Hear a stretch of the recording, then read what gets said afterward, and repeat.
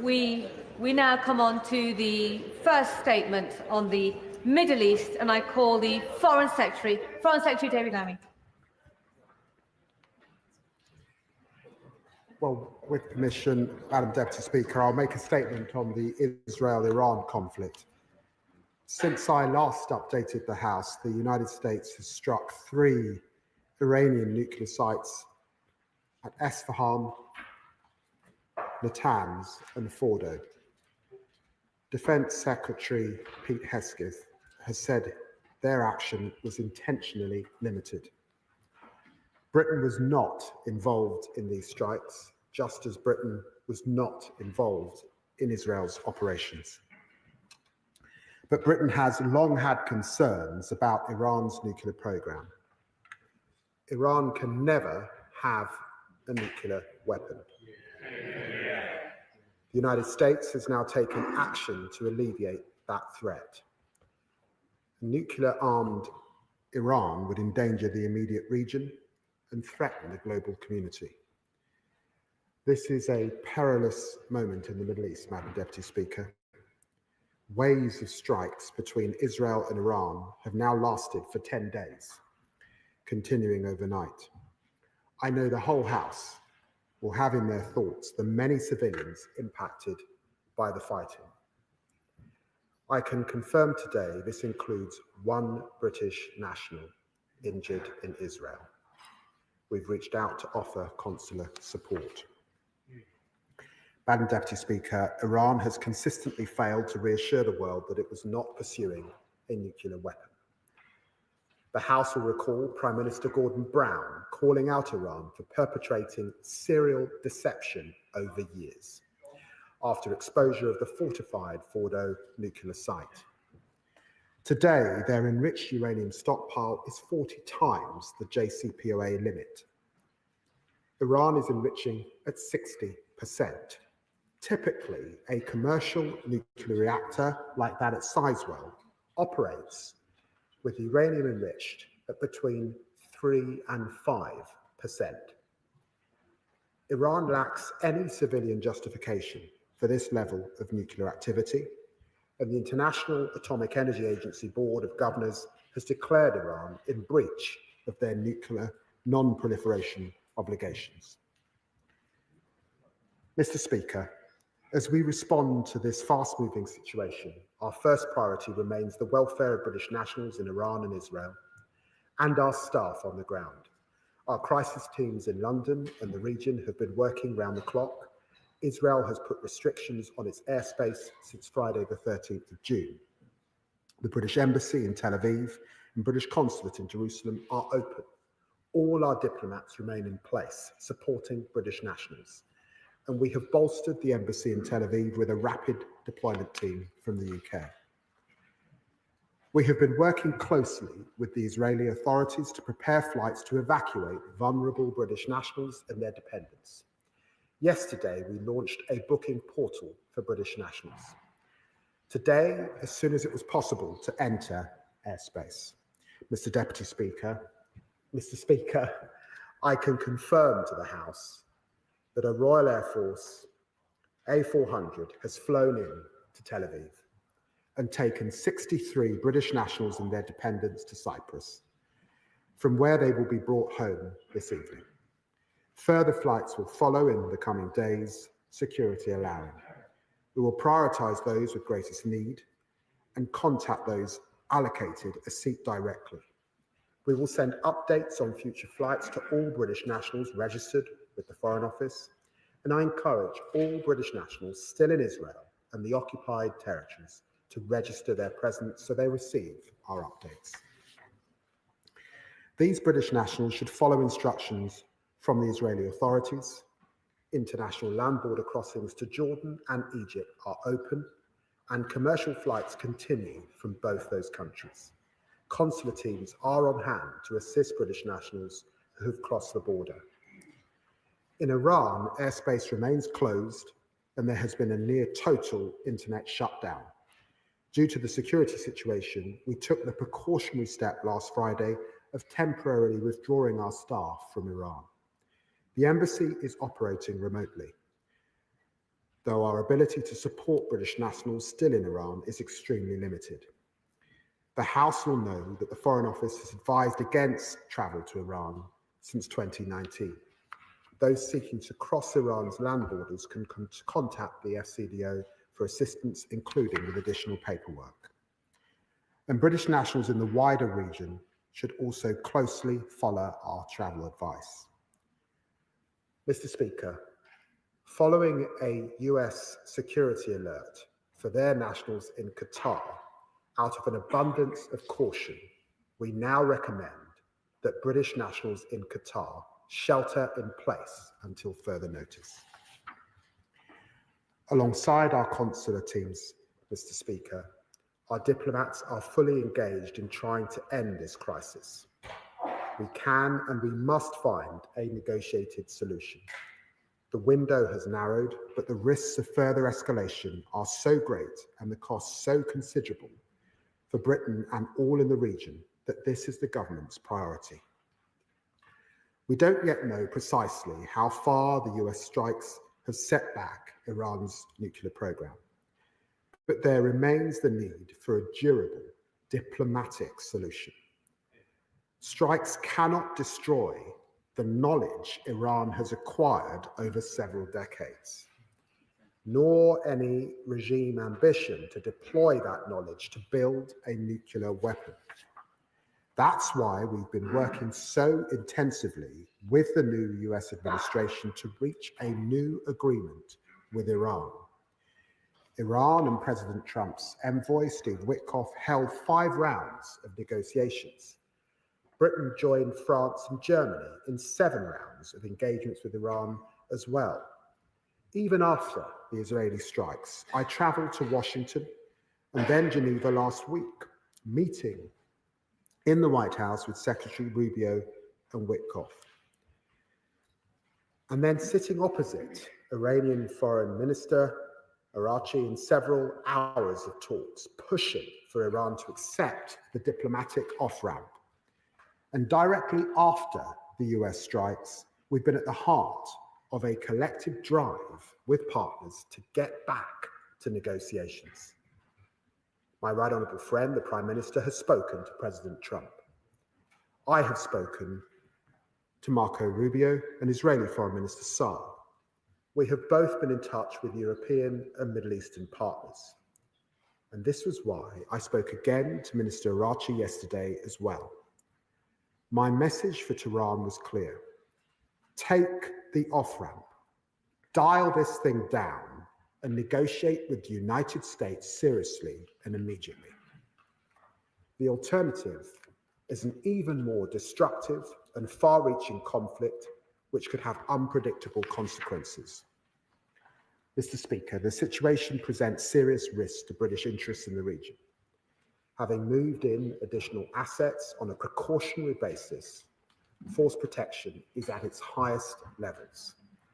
Be in no doubt, we are prepared to defend our personnel, our assets, and those of our allies and partners. We are closely monitoring how energy markets are responding to the conflict, and we have been extremely clear with the Iranians. Any action to blockade the Straits of Hormuz would be a monumental act of economic self-harm, making a diplomatic solution even harder. Mr. Speaker, we are also maintaining sharp focus on other conflicts in the region. First and foremost, the catastrophic plight of Gazans and the ongoing ordeal of the hostages and their loved ones, all fearing that this war leaves them forgotten.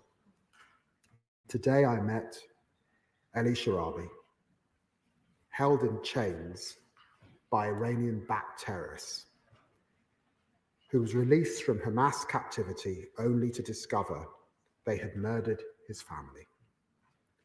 Last week, Israeli Defense Forces recovered the bodies of 2 hostages, as well as that of Shai Levinson, an Israeli and British family killed on October the 7th, which Hamas has been cruelly keeping from their loved ones. And Palestinian civilians, 500,000 facing starvation, over 400 reportedly killed in recent weeks trying to access food, while Gazan hospitals have had to stop services vital for childbirth and emergency surgeries. This is appalling, Mr. Speaker. It's unacceptable and it must finally end. The Israeli government must lift aid restrictions. Hamas must release all the hostages. An immediate ceasefire has never been more urgent. Mr. Speaker, the consequences of the current situation are hard to predict. History can offer us no guide after events unprecedented in the region. The government has sought to react quickly to the twists and turns of recent weeks while maintaining focus on where British interests lie. A lasting end to Iran's nuclear program, a de-escalation of tensions, and security for our people across the region.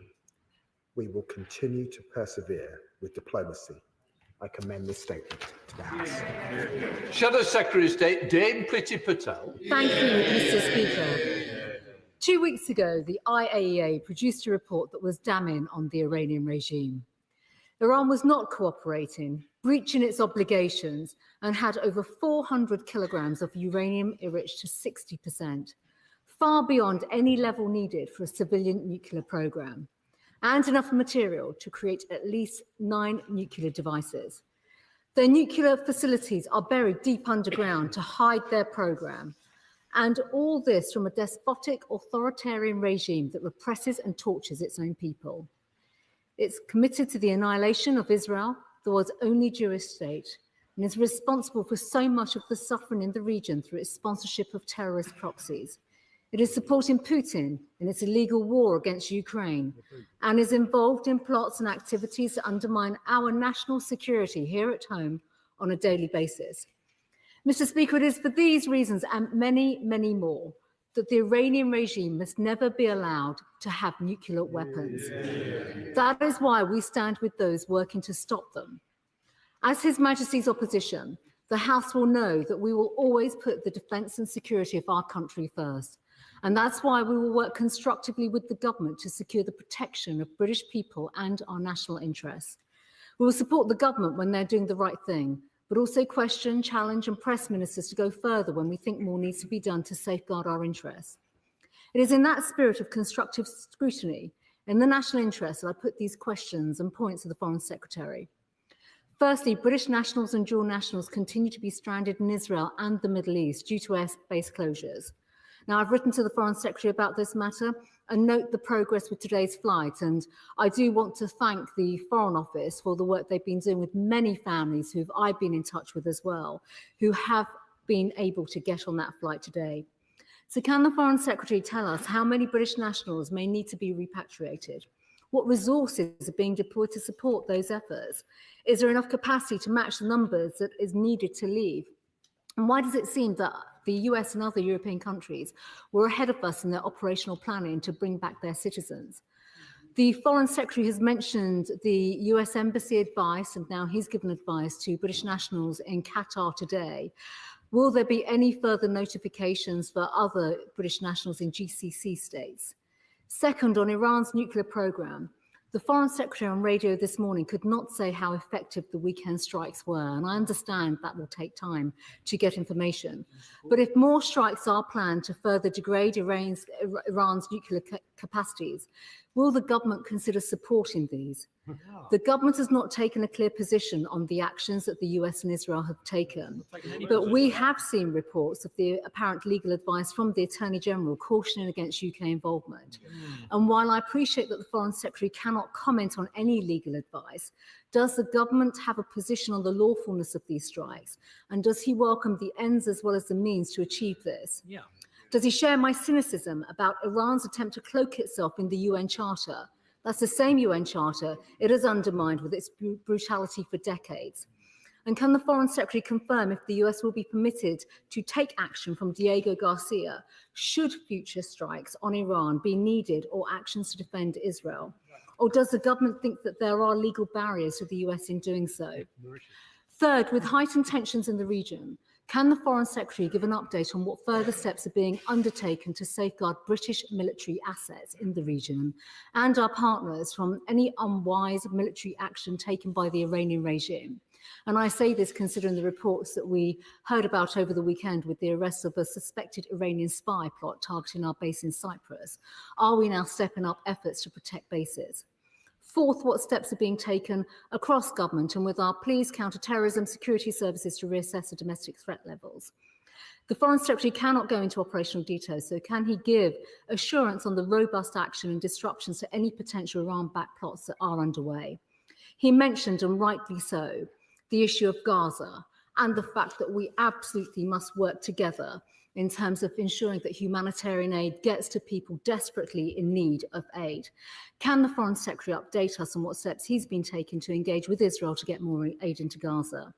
And does he agree that Iran must be weakened to end their ability to sponsor Hamas and other terrorists in the region? Foreign Secretary.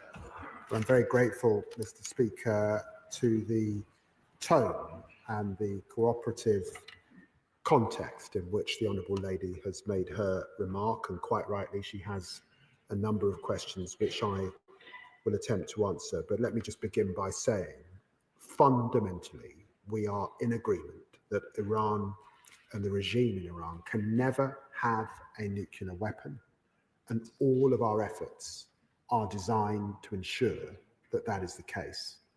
And the whole House will understand that this is not just about Iran, the region, and global security. It is because we have to remain steadfast in our commitment to not see nuclear proliferation. And if Iran got a nuclear weapon, clearly there would be others in the region that would seek to follow.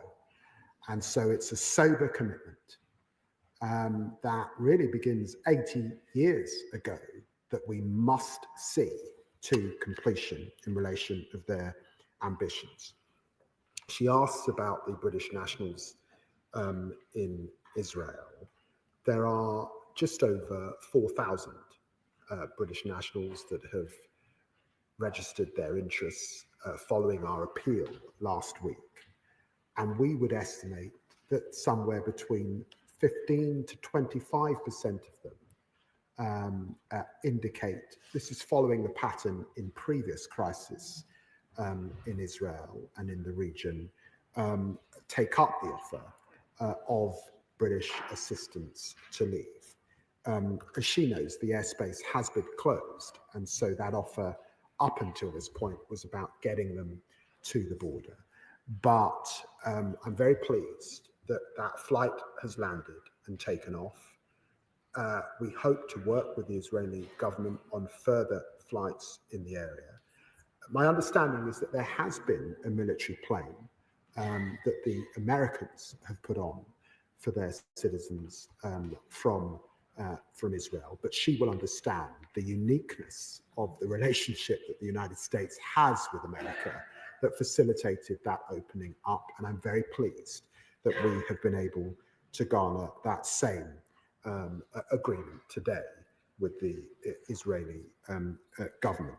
This is an ongoing and fast-moving situation. She has heard what I have advised British nationals in Qatar today, and of course we keep this under close review, and there may need to be further updates over the course of the next few days. It was important that I was in Washington, DC, sitting with the US administration. And in that meeting with Marco Rubio and Steve Witkoff last week, it was very clear to me that all options were on the table, and President Trump had those options in front of us. I, of course, discussed with them in detail the trip that I would be making alongside my French, German, and the European High Representative in Geneva, and they were keen and hopeful that that might be successful. It was not successful, but we continue to press the Iranians to take the off-ramp and get into those negotiations with the United States and with the E3 to ensure that they are in compliance. She asks about the legal advice. That must rightly be a matter for the US government in relation to their action. And I'm pleased that she mentioned the ministerial code. She will know that Section 213 of the ministerial code prevents those of us in government, and she has been in government in the past, discussing legal advice so that government can operate in the appropriate way. But I would say to her, this was not our action. We have been clear that we were not involved. She asked also whether we had any request from the US government. We did not get such a request, but we were notified before the action took place. She asked also about state threats, and it is right to say that we have thwarted 20 such state threats since 2022 in this country, and she will know, including the highest tier that we put Iran on for national interference, that we take the threats from Iran very seriously, and we are reviewing and will come forward with legislation in the coming months in relation to the gaps that Sir John Hall found in how we deal with state threats in our country. The Select Committee. Dame Emily Thornbury. Thank you very much, Mr. Speaker. The only way to stop Iran from building a nuclear bomb is a deal. There cannot be a deal without negotiations, and there cannot be negotiations without trust. And given that President Trump tore up the first nuclear deal and is now acting alongside Israel, whose attack last week ended the US-Iran negotiations for a new nuclear deal, and given that the war aims of this campaign are so unclear, an emboldened Netanyahu government is calling for a regime change, and President Trump is hinting at it too. It can be difficult to see how in all those circumstances there can be negotiations based on trust. Yes. Does the Foreign Secretary agree that Britain must continue to play a role in these negotiations, even though they must seem an incredibly difficult and challenging prospect? Yeah. Foreign Secretary. Well, I'm very grateful to my right honourable friend, the chair of the Foreign Affairs Committee, for her question. And it goes to the heart of where the UK should be at this time. And that is at the centre of the diplomatic effort. A diplomatic effort that will be necessary at the end of this process. Because sadly, once you have the ability to enrich uranium to 60%, that knowledge is not lost.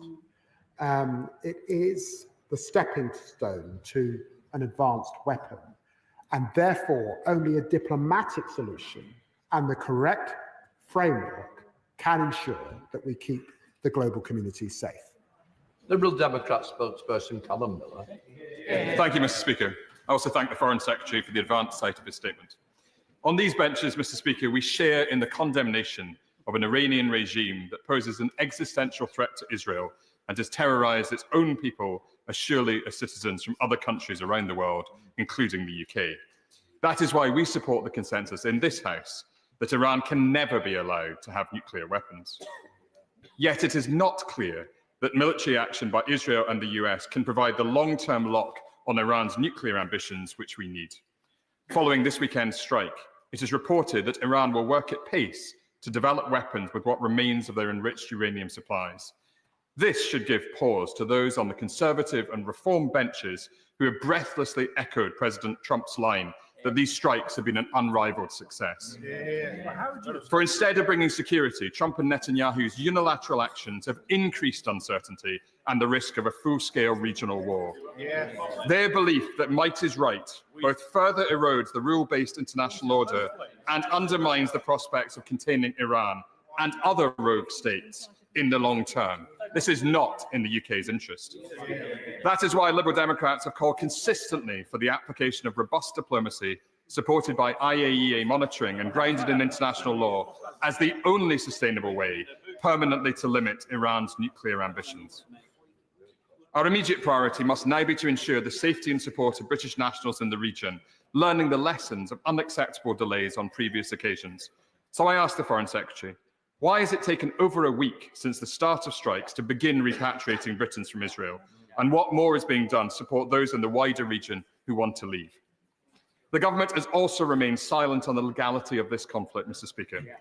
Will the Foreign Secretary now commit to publishing the Attorney General's advice on whether any UK involvement in this conflict would constitute a breach of international law? And will he confirm that this House will be given a vote before any decision for the UK to enter this conflict? Foreign Secretary.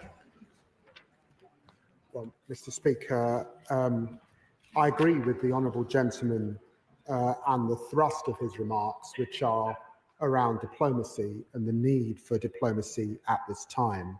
And he's absolutely right about the malign intent of the IRGC and the Iranian regime, whose desire is to wipe Israel off the map. And we must stand up to that pernicious ideology. Our attempts are to gain de-escalation, and I would remind him that just yesterday, Vice President Vance has said that delaying the development of a nuclear weapon was the goal. We're at war with Iran's nuclear program. We're not at war with the Iranian people. And it's important to keep that in his mind's eye. He asks about British nationals. He's heard what I said about the airspace being closed. I'm pleased that that first flight has taken off. And I would remind him also that successive UN resolutions, Resolution 2231 particularly, I would refer him to in relation to this long-standing breach. He asks about the legal advice. He's heard my comments on the legal advice. We were not involved. This is not our legal context. And he asks about publishing the AGs. That might have been appropriate if we were involved, but I don't think it is. But we're not involved, and so there's no such advice to publish. Dan Carden. Thank you, Mr. Speaker. May I welcome the Foreign Secretary's calls to move this to a negotiated solution and his focus on UK defence and security. He's right, Iran must never acquire a nuclear weapon. However, history also teaches us on the issue of regime change that interventions aimed at regime change in Iraq, in Libya, in Afghanistan have produced prolonged instability, not just in the region, but far wider. So what concrete lessons does he believe can be learned from this recent history in shaping Iran policy today? I'm grateful to the honourable gentleman, but he'll forgive me. I'm not going to enter into a history lesson from the dispatch box, except to remind him that on Sunday, I achieved 25 years as an elected parliamentarian, and during the course of that period, of course, there has been debates about regime change. But I also remind him that the US has been clear that their attention is to target the nuclear threat, and we should keep that in mind. Sir James Cleverly.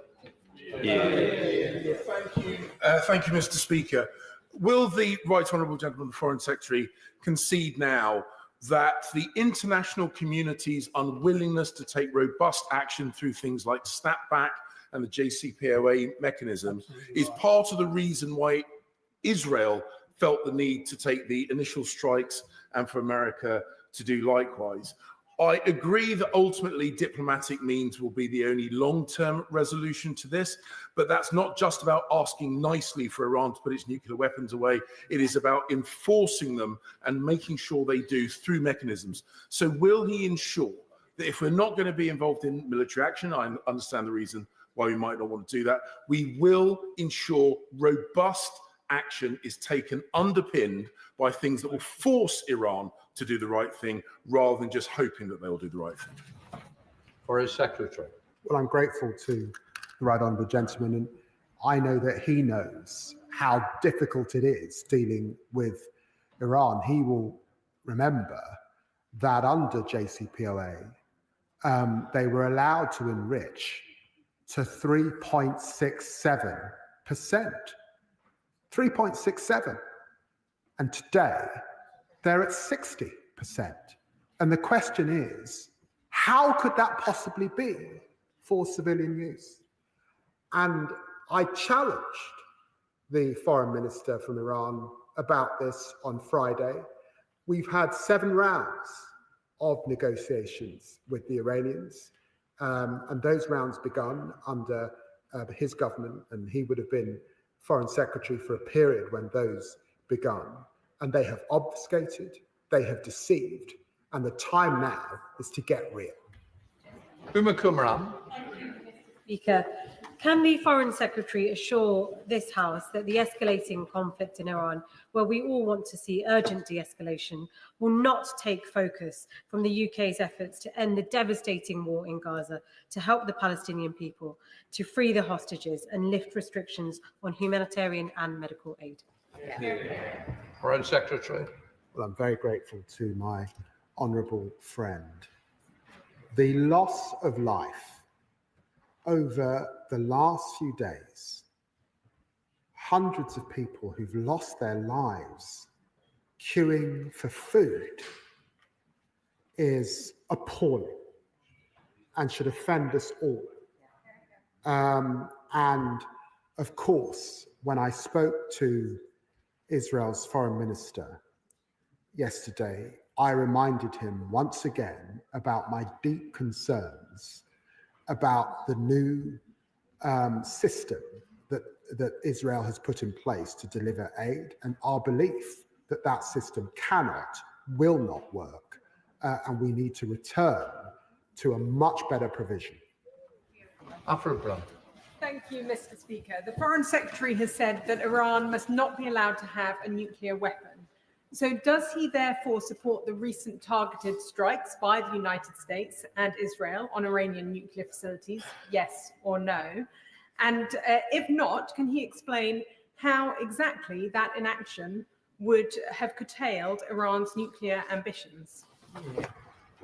Foreign Secretary. I'm afraid I'm not able to give an assessment at this stage of the effectiveness of that action, and neither is the United States.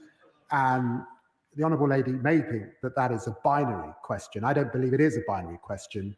What the UK is engaged in is diplomacy, and working, of course, with our closest ally, the United States. Blow Magnoon. Thank you, Mr. Speaker. Can I associate myself with this condemnation of the humanitarian crisis in Gaza, but ask that we need condemnation to be matched with accountability? Here in the UK, Jewish communities in particular are deeply concerned at the moment about what lies ahead. Last week at the Foreign Affairs Select Committee, the Iranian ambassador acknowledged that MI5 had identified 23 threats on British soil organised by the Iranian regime. What's his message to Jewish communities who are on a state of high alert at the moment, wondering what will happen? Foreign Secretary. Well, I'm very grateful to the honourable gentleman for his question. He's right that the Iranian regime is the world's worst sponsor of state terrorism and state threats. We have individuals, 3 that have been arrested under our National Security Act, currently moving through our judicial system. And I would want to reassure those in the Jewish community in our country that we take those threats very seriously. And I, working alongside the Home Secretary, will do all we can to keep them, their buildings, their institutions, their families safe. Sir Julian Lewis.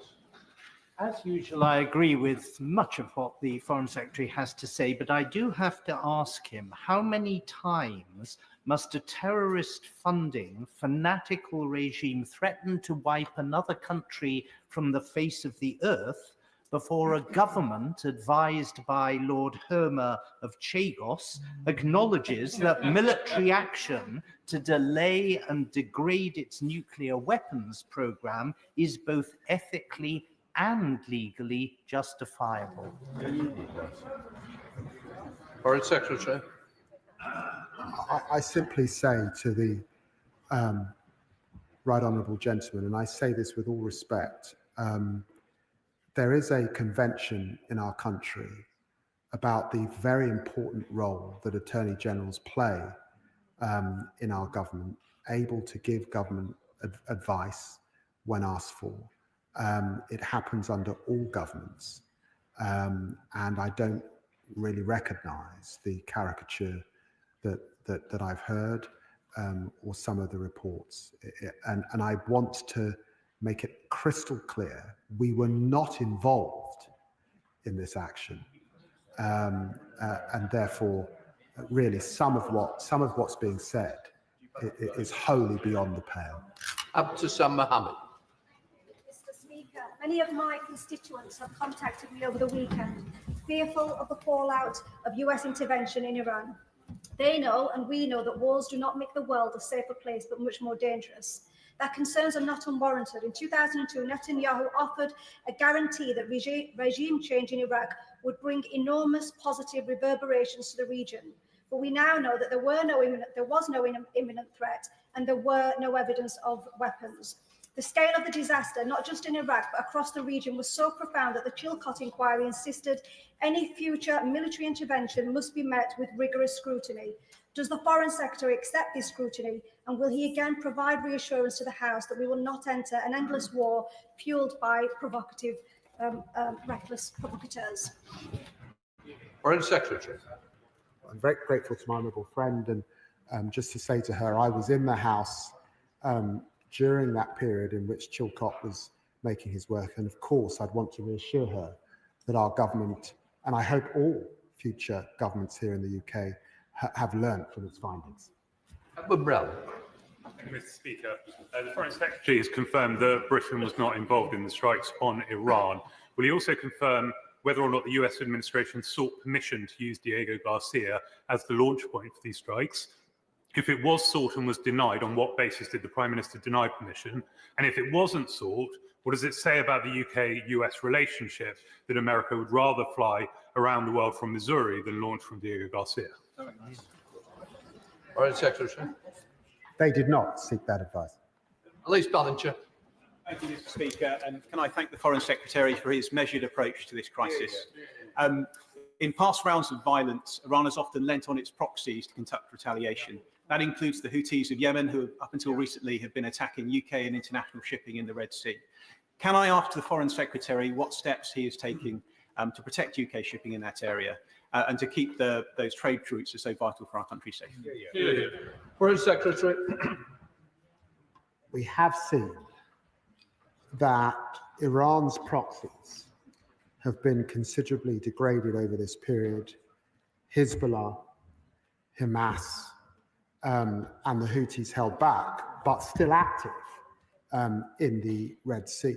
And we will do all we can, working with partners, to protect our shipping routes. And we have been crystal clear to the Iranian regime about the Strait of Hormuz, particularly. So John Whittingdale. When the Foreign Affairs Committee met the Iranian ambassador twice last week, he claimed that the Iranian nuclear program was legal and purely civil, and he said that they wanted to negotiate. Can the Foreign Secretary say, on the basis of his numerous meetings that he has reported with the Iranian Foreign Minister, whether he gained any impression of Iran's willingness either to dismantle their nuclear program or to negotiate? Foreign Secretary. I'm very grateful for the right honourable gentleman's question. It's the central question. And what I have found is inflexibility and a failure to face the seriousness with which the international community are looking at this question, to accept that we've moved on from the JCPOA, which they pulled out of back in 2019, that the focus now is on zero enrichment. Maybe they can have a civil nuclear capability, but it would have to be heavily monitored and would have to have some sort of international regime, I suspect, to be in locus with it. They have to face that seriousness now at this point. Lawrence Session. Thank you, Mr. Speaker, and I thank the Foreign Secretary for his statement this afternoon. And the Foreign Secretary said that I know the whole House will have in their thoughts the many civilians impacted by this fighting. I have in my thoughts the many protesters who took to the streets after the brutal and tragic killing of Mahsa Amini in 2002, September 2002. We saw those protesters coming forward, standing up against the brutal regime, and we saw people be mutilated. And the last 20 years of intervention has shown that war and wider escalation will not help these people. It will not help the ordinary Iranians who are suffering under this regime. I've received many emails from my constituents, Mr. Speaker. My constituents said the priority should be to negotiate a peaceful resolution to the conflicts and not supplying weapons to either side of the conflict. Further, to support the facilitation of aid to civilians impacted by this war. Can the Foreign Secretary assure me that the UK will not act immediately to follow in on any military action, and we will urge the US and Israel to de-escalate and to avoid targeting innocent civilians? Foreign Secretary. Well, I'm very grateful to my honourable friend for mentioning Mahsa Amini, a young woman imprisoned in Iran because of her appearance, killed in police custody, 20,000 people, many of them who protested, thrown in jail as a result, and 500 who effectively were murdered and lost their lives. That's the regime that we're talking about, and she's quite right to remind the House about that this afternoon. And I would refer her to the statements I previously made about our position on diplomacy. Stephen Flynn. Thank you, Mr. Speaker. For a lot of people watching and worrying over the weekend, they'll have seen many of the hallmarks of Iraq. Yet, despite that, the Foreign Secretary can't tell us whether he believes these strikes were the right thing to do or not. The Foreign Secretary can't tell us whether he believes that these strikes were legal or not. And the Foreign Secretary has failed today to outline whether this House would be given a vote on any potential military action in this conflict. Is he purposely treating the public as fools? Foreign Secretary. I've got to say to the honourable gentleman, he may just have got a soundbite, but I'm really on the nuclear question.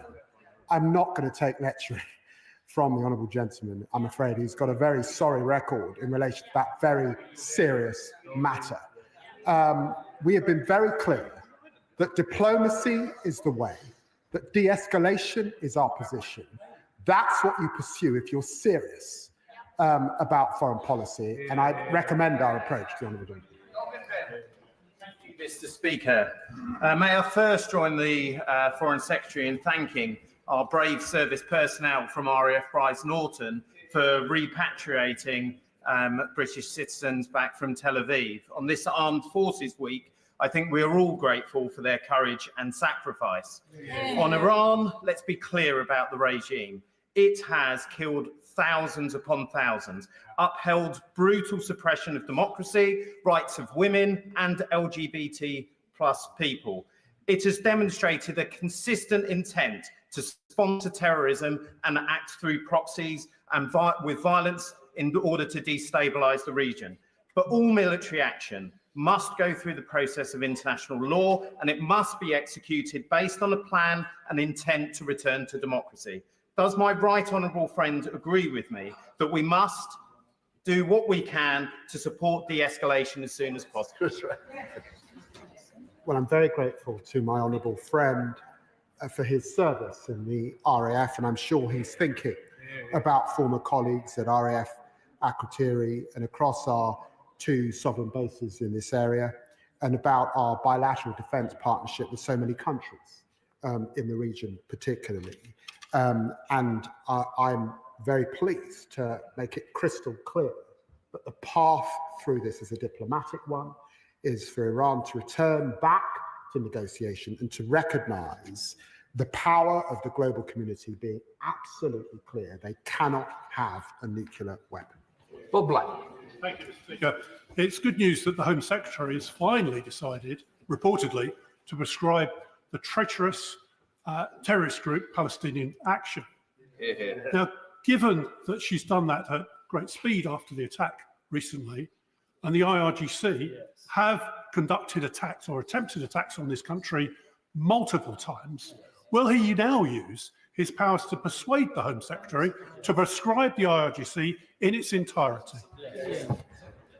Foreign Secretary. Well, I'm grateful to the honourable gentleman, and the prescription question is always an issue for the Home Secretary.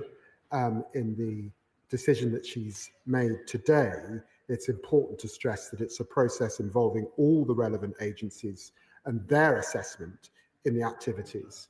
But I have to say the attack on RAF bases is disgraceful and totally unacceptable, and the force of the law must bear down on it. She keeps prescription under review. I know it's a long-standing issue that this honourable gentleman has raised. Jessica Moore. Thanks, Mr. Speaker. Can I thank the Foreign Secretary for this statement and acknowledge, like many constituents have this week, the intense diplomatic efforts of his teams in ever-changing and ever-challenging times. But I know they will also want to be reassured, given the absolutely intolerable situation in Gaza, that we will not let up on pressing in absolutely every way we can for more aid to get through and for an immediate ceasefire. And I know the Foreign Secretary said this last week and this week today at the statement, but please could he underline that again? Foreign Secretary. Well, I'm very grateful to my honourable friend, and this morning I sat in my office with Eli Sharabi, who managed to get out of a Hamas cell, but lost many family members during that journey. And he talked about the starvation that he experienced, going down to 44 kilograms after being 70 when he went in. It was humbling to hear his story and to be reminded that the humanitarian catastrophe affected everyone in Gaza.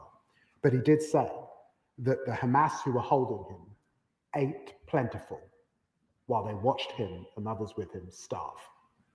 Richard Tice. Thank you, Mr. Speaker. Given that there's a consensus across, I think, the whole House that Iran should not have a nuclear weapon, it seems to me there's a lack of willingness to recognise when negotiations after many years have patently failed to yield results. So will the Foreign Secretary join Reform and myself in thanking the United States and Israel for degrading the Iranian nuclear weapons programme? Well, I had two conversations with Secretary of State Rubio yesterday, and I hope he would say that we've established a very good working relationship over that period, and he will know that I have a long-standing or longer-standing relationship with Vice President Vance. And to be clear, the United States position is that we are at war with Iran's nuclear program. This was a targeted attack, and it's important to understand their efforts to degrade, but we have not yet had that assessment as to its effectiveness. Richard Burke. Thank you, Mr. Speaker. Iraq showed the grave dangers of following a right-wing US president into an illegal war for a regime change. The consequences were hundreds of thousands of dead, mass destruction, mass devastation, regional chaos and wasted resources. Many fear that the same thing is happening now. So will the Foreign Secretary confirm that any such war on Iran for regime change would be illegal under international law? And will the Foreign Secretary confirm that he would oppose in UK involvement in any such intervention, in any such war? Foreign Secretary. Confident in my engagement with the United States and the discussions that I've had, including those in the White House last week, that this is not about regime change. And I should remind the honourable gentleman that the Israelis too have been clear that they are not attacking the civilian leadership in Iran. Sir Bernard Jenkins. Thank you, Mr. Speaker.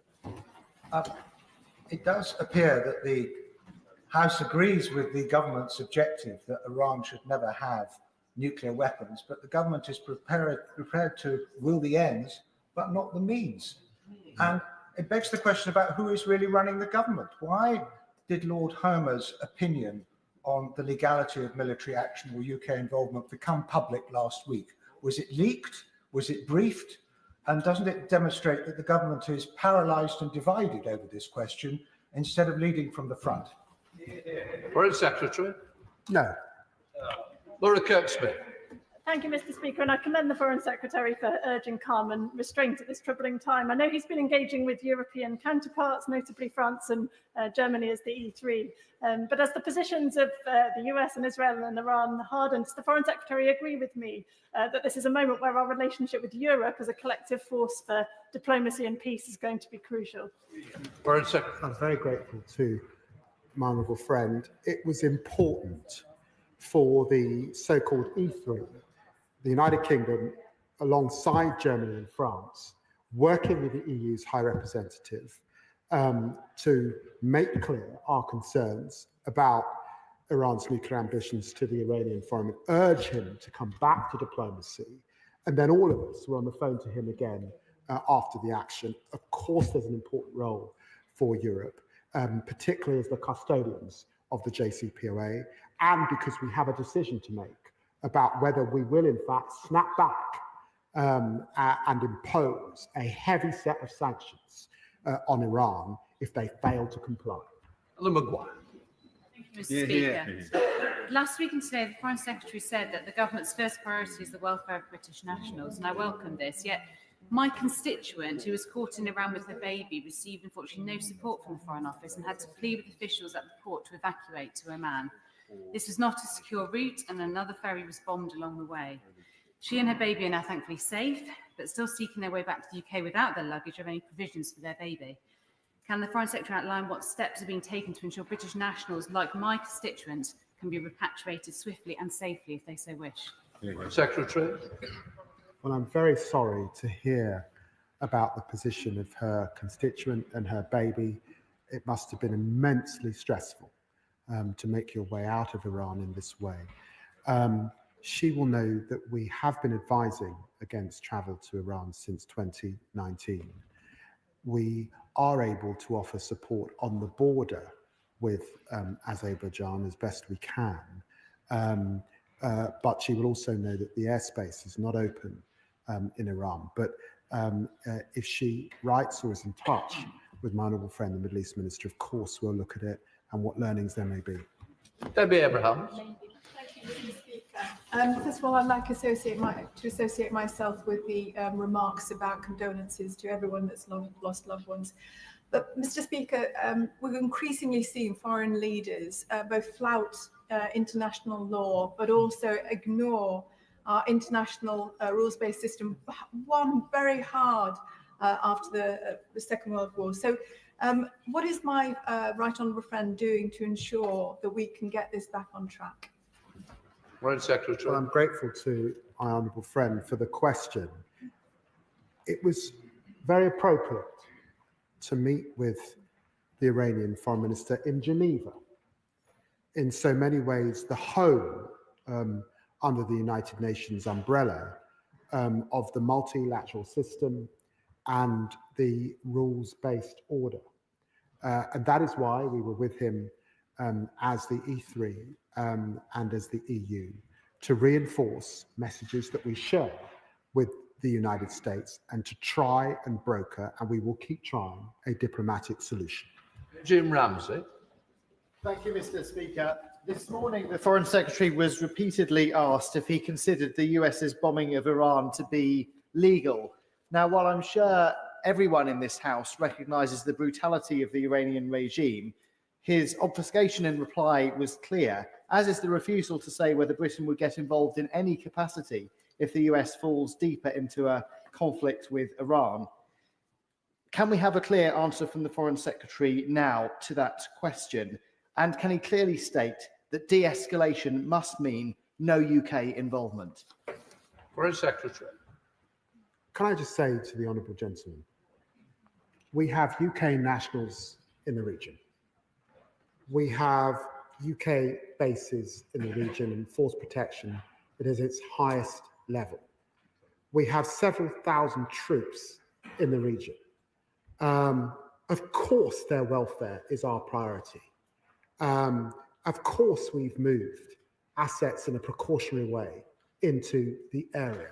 And of course, we will work alongside our allies to protect them and to protect our people. I can give him that assurance wholeheartedly. Stella Cruz. Thank you, Mr. Speaker. I think we all share the concern of the Foreign Secretary to get back to how do we end the horrors that we are seeing in Gaza and a clarity about the dangerous risks that Iran presents. But that also means that we need to ask some difficult questions about how we get the negotiations going. Now, we've seen today that the Israeli forces have deliberately targeted the Evin prison in Tehran. It was the prison in which Nazim Zahawi Redcliffe was held. So what conversations has he had with the Israeli government about whether they are now moving to target non-military installations? And what does he think that would mean for the ability of negotiations to restart? Foreign Secretary. I'm grateful to my honourable. Can I reassure her that I spoke to the Israeli Foreign Minister yesterday? I spoke to him briefly again this morning, and he reassured me that the targets, that the military targets, the nuclear facility remains their objective and their focus at this time. Get Walters. Mr. Speaker, thank you. Away from the headlines, as the Foreign Secretary said, hundreds of Gazans have been losing their lives. And let's be clear about what's happening. As tens of thousands of people daily walk miles to beg for food from American mercenaries, they're being shot at random in the street. Now, I think we've moved beyond in this House as asking the Foreign Secretary to actually lift a finger beyond mouthing the words to do anything about this. But I have a wider question. Does he envisage that the UK will play any sort of part in there being some sort of consequence in the future for these outright murders? Foreign Secretary. Can I say to the right honourable gentleman, and I know the strength of feeling that he has on these issues and the consistency with which he has pressed these issues from the backbenches, can I reassure him that in the White House last week, we did not just discuss the situation in Israel, Gaza, in Israel and Iran. I also discussed the situation in Gaza, and our discussion was about the chances of a ceasefire. The prospects of that ceasefire are currently with Hamas, deep in their system and in their tunnels.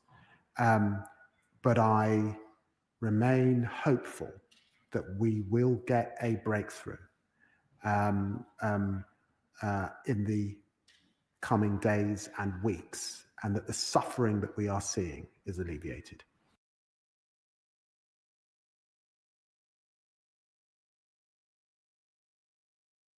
And he will have strong views. What I can say to him is that we are seeking de-escalation, we are pursuing diplomacy, and we are doing that according to the rules-based order and our belief in the international architecture that was set up on the backs of men and women who lost their lives and gave so much in the Second World War. Thank you, Mr. Speaker. The Foreign Secretary has referred a number of times to the diplomatic off-ramp. So can he confirm to the House that the diplomatic off-ramp, the request of the United Kingdom to Iran, is that the regime change its stance and finally recognises the right of our ally Israel to exist? I can, of course. It should recognise the right of Israel to exist, and it should work with the United States and the E3 particularly to ensure that it is putting whatever has been developed beyond use. Luke Akers. Mr. Speaker, over the past decades, Iran and its terrorist proxies have effectively colonised 5 Middle Eastern countries and used them as launching pads for attacks against Israel. Iran's been goading and indeed preparing for a conflict with Israel for decades, including the genocidal intent behind its nuclear weapons development. How will the UK support our many allies in the region, Arab countries as well as Israel, facing similar threats from the Iranian regime? Foreign Secretary. Well, I'm very grateful to my honourable friend, and can I remind him that we have the strongest of bilateral defence relationships with Jordan, Saudi Arabia, Oman, UAE, Qatar, Bahrain, Kuwait, Iraq and Lebanon at this time, and they can rely on us. Ayub Khan. Thank you, Mr. Speaker. But forgive me, Mr. Speaker, I've got to press the Foreign Secretary on this point. A lot of honourable members have asked him specifically whether he supports the attack conducted by the United States. He's refused to answer that question. Is it because, like many of the British public, realised that it was an illegal attack on Iran? Foreign Secretary. Well, I said on the radio this morning, and let me say again, I will continue to work with our closest ally to ensure that Iran never gets a nuclear weapon. Thank you, Mr. Speaker. I welcome Secretary of State's calls for a durable diplomatic solution. No one benefits from this conflict continuing. Will the Foreign Secretary outline what steps the government is taking to ensure peace and prevent war in the region, particularly guaranteeing that the Straits of Hormuz remains safe for LNG and oil tankers? Securing this vital trade route is essential for global stability and global economic security, including Iran's. Foreign Secretary. I'm very grateful to the question from my honourable friend, and that's because many members of the public beyond this chamber will be worrying about the risk on inflation of an oil shock particularly, and will want to be reassured that the government is doing everything it can to be clear to Iran that it cannot blockade the Strait of Hormuz, it cannot mine the Strait of Hormuz, it must not do that, and we of course will act with allies to prevent such an occurrence if it were to occur. Greg Smith. Thank you, Mr. Speaker. It seems for an hour and a quarter we've been going round in circles, in that in answering questions, the Foreign Secretary has rightly pointed out that diplomacy has failed to stop Iran reaching 60% enriched uranium. Likewise, he has rightly acknowledged that diplomacy has failed to stop Iran spreading terrorism and sponsoring terrorism around the region. Yet each time he's concluded in a hope of greater rounds of diplomacy to solve this, and hope is not a strategy. So at what point will the Foreign Secretary acknowledge that there probably can be no diplomacy within a regime that is so brutal to its own people and that just won't listen?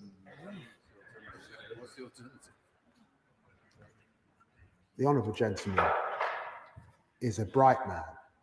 He knows that once a country has acquired the means to enrich to 60%, the expertise exists, and only a diplomatic solution can create the framework to eradicate and control that expertise.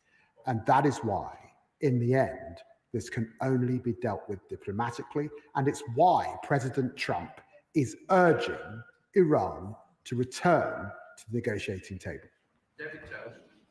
Mr. Speaker, as well as the Iranian regime's threat to Israel, the Iranian regime has also supported Assad to kill 500,000 people in Syria, including Palestinians, and supplies Putin with the drones he is currently using to massacre people in Ukraine. We must also remember, of course, that it persecutes its own people, including human rights activists.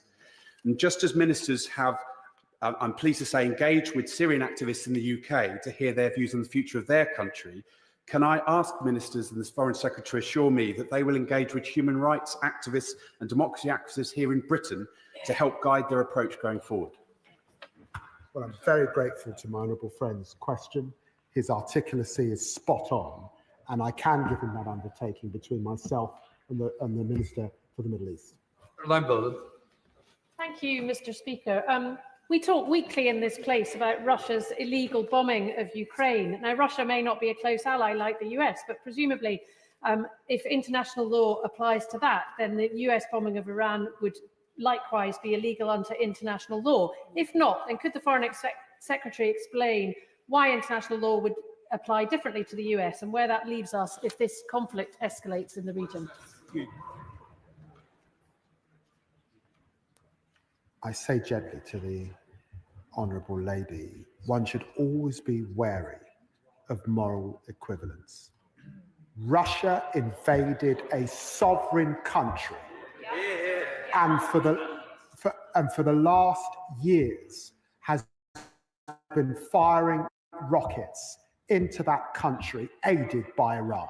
And we will continue to stand up to Putin's abysmal aggression. And of course, he should be held to account. Thank you, Mr. Speaker, and I thank the Foreign Secretary for his continued clarity that the UK has not been involved in this military action in the Middle East, and thank him and his team for all their diplomatic efforts on de-escalation. I agree with what he said about the horrific situation in Gaza, where in the last week more than 100 Palestinians have been killed while starving and waiting for aid. He said he's pressed the US and Israel on this in the last week. Can I ask if he's continuing to discuss this and press for action together with France and Canada? And given his remarks about UK citizens in Qatar, what can he say about conversations with the Gulf and Jordan on protecting our citizens, assets and others there should it be needed? I'm very grateful to my honourable friend. Yes, I've liaised with Jordan, I've liaised with Gulf partners. I will be speaking to the UAE very shortly, later on today. We will work with them to keep them safe. And she's absolutely right to put on record our deep concerns about those who've lost their lives in Gaza just over the last few days. And Spencer. Thank you, Mr. Speaker. I thank the Foreign Secretary and his department for the work they're doing to protect British citizens here and abroad. What does he think needs to happen for Iran to abandon its ambitions to build and deploy a nuclear weapon? Iran has got to recognise that it's lost its air defences. It's my belief that its friends in Russia and China will be not rushing to its aid, that its proxies are degraded, and the international community is firm. They cannot have a nuclear weapon. They have now got to come back to the negotiation table. We've got to put in a framework that deals with the stockpiles, that deals with the centrifuges, and deals with enrichment of 60%, and deals with the problem of ballistic missiles. Jacob Collins. Thank you, Mr. Speaker. I thank the Foreign Secretary for his statement and for his level-headed approach in calling for de-escalation. He's spoken about the further threat of escalation with the closure of the Strait of Hormuz, which, of course, he knows a large proportion of the world's oil supply flows. Can he say more about how he will protect UK households and businesses from these potential rising oil prices? It's important that we de-escalate at this time. It's important that diplomacy prevail. And of course, it's important that we work with our allies for every contingency. So I'm not in the business of talking up fears about a shock in oil prices, but working to reassure the British people that we are doing all we can to see that that eventuality does not come to pass. Robin Swan. Thank you very much, Mr. Speaker. Iran must never have a nuclear weapon, is something this House has agreed on. But the former Russian Premier, Dmitry Medvedev, has said there will be now a number of countries considering supplying nuclear warheads to Iran. Can I ask the Foreign Secretary of his assessment of that statement and what is the government doing to prevent it? It would be wrong for me to go into detail about that, but to say that, of course, it's come to my attention, and also to put on record my grave concerns by the reports that Iran's parliament are preparing to withdraw from the Nuclear Non-Proliferation Treaty. That would isolate Iran further. Thank you, Mr. Speaker. Further escalation in the Middle East could have devastating consequences, not only for the region, but for global stability.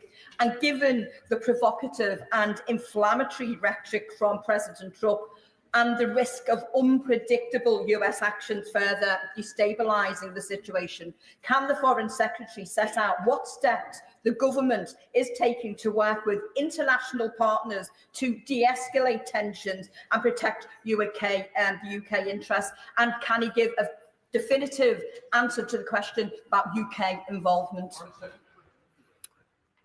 Well, can I say to my honourable friend that we were not involved, and over the weekend I spoke to my Cypriot counterpart, I spoke to my Lebanese counterpart. In the days before that, I spoke to all counterparts in the Gulf. Of course, we are working to de-escalate at this time.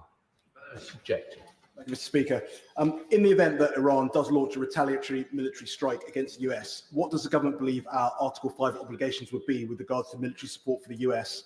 And how will that change if the location of the attack is in the region? Yeah. Well, can I refer him to 213 of the Ministerial Code? Thank you very much, Mr. Speaker. With his 25 years of parliamentary service, the Foreign Secretary will no doubt remember when Tony Blair told us that Iraq had weapons of mass destruction and were a grave threat to international security. And then, of course, we followed America into an illegal war in the Middle East. And if the Prime Minister were to go down that same road, then he will be wrong also. Is it not overdue that the government followed an independent and, as Robin Cook memorably said, an ethical foreign policy, one created here and not in Washington, D.C.? Well, the honourable gentleman allows me to put on record what a privilege it's been to serve and work as Foreign Secretary alongside a Prime Minister of such tremendous principle and legal learning that entirely understands his obligations, entirely understands what good government looks like, and is absolutely steadfast in his belief in the international rules-based order. Cameron Thomas. Thank you, Mr. Speaker, and thank you to the Foreign Secretary for the gravity which he's applying to this important topic. 1 week ago, the Foreign Secretary told me that he had huge confidence in our ability to defend our Middle Eastern assets from Iranian strikes. But within 2 days, 2 strategic assets were vandalised by a couple of civilians on an e-scooter at RAF Bryce Norton. Does the Foreign Secretary recognise that the UK must not follow Trump into Netanyahu's war with Iran when force protection is inadequately resourced at home? Well, I'm very grateful to the honourable gentleman for his service in the RAF, and can I refer him to a statement that the Armed Services Minister will shortly be making in the House about the security of our sovereign bases. I think so. Speaker, just a week ago we were here calling for de-escalation due to so many civilian deaths, but in the last week we have seen an escalation with so many more civilian deaths in Israel, in Gaza, in Iran. We know it's much easier to get into a conflict than to conclude it. If the justification for military action is now a nuclear weapons program and being a threat to your neighbours, how many other nations fit that category? Isn't North Korea another country with an even more advanced nuclear weapons program? Where is Article 51 UN Convention now in terms of justification?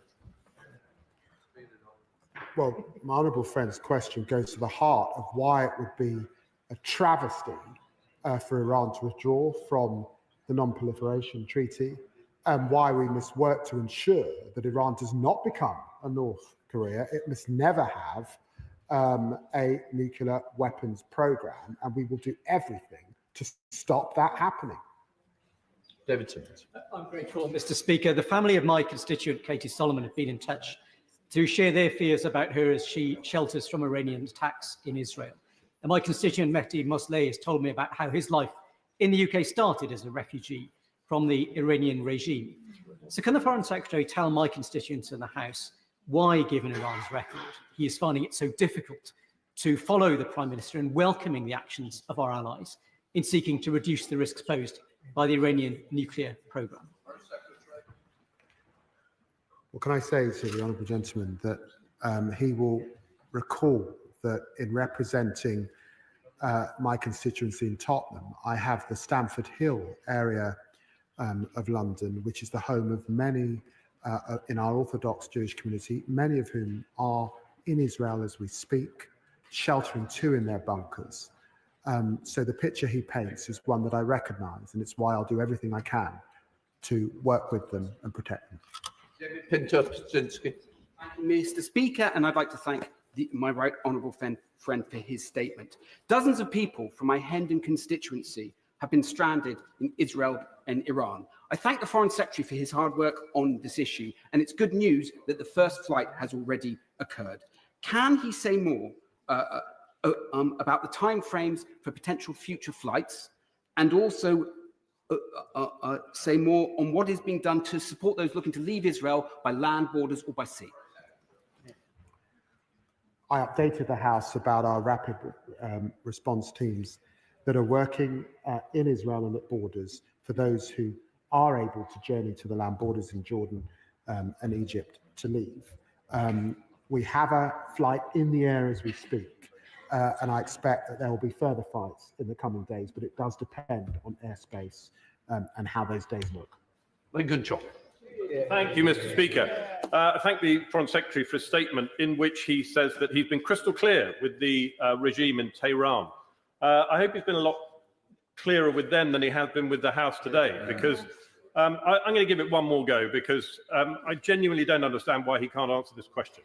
Does His Majesty's government support or oppose US military action against Iran at the weekend? His Majesty's government will continue to work with our closest ally, as I was last week in Washington, D.C. Dr. Scott Harper. Thank you, Mr. Speaker. And I do thank the Foreign Secretary for his energy he's invested in de-escalation because it's the only moral route out of this conflict. And I thank him also for reassuring us that UK forces aren't involved and not giving up for the plight facing ordinary Gazans. There's 90 million people in Iran. Just under 10 million of them are in Tehran. There's reports of many of them trying to leave the country. And this will be made worse by the reports around the speculation around regime change. There's also reports that Turkey and Pakistan might be closing their borders to refugees. Is this something he's keeping a watchful eye on? And has he discussed it with our international partners? Well, I'm very grateful to you, Honourable Friend, for the question, and it was why I spoke to our ambassadors and teams across the region this morning, because I recognise that this is a worrying and stressful time in all of those areas, which is why my central message and task is to de-escalate. We need more light and less heat. If I had